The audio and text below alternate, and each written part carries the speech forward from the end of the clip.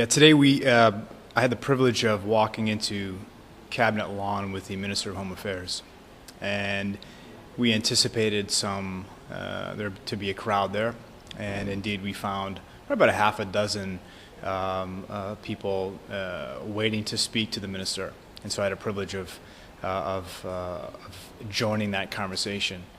And I think what was teased out of the conversation was a lot of misunderstanding, and that could be a lack of collaboration between the public. Now, I don't know if these members of public were residents of North Hamilton, if they were residents of City of Hamilton, but what we do know is that there was a lot of misunderstanding about what, in fact, the bill was serving to do. And so we stand here on the last day of the legislative session, and again, I reflected today on my very first speech in this legislative session. And my maiden speech, my first speech in Senate as a senator, I said that contemporary issues and contemporary politics doesn't require a bigger government. It doesn't require a smaller government. It requires a different government. And we need reform. We need reform in the Ministry of Education. We need reform of varying degrees in public safety. We need reform in home affairs. And that's why we're here today. We are not here today to tick off the box of an election promise.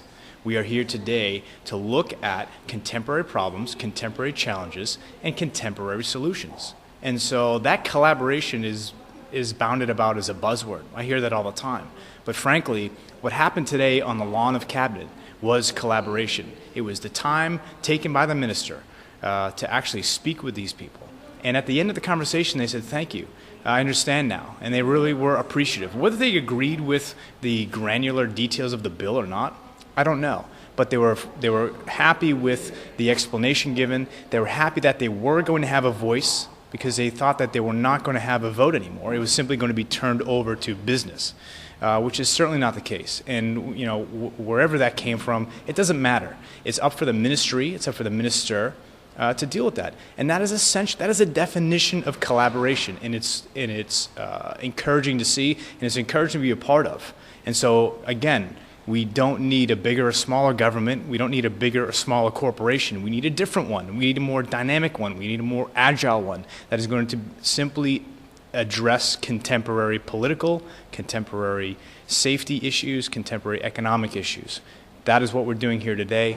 That is why we keep marching towards this good governance goal. Is today's bill about good governance? Yes. Does it define good governance? No.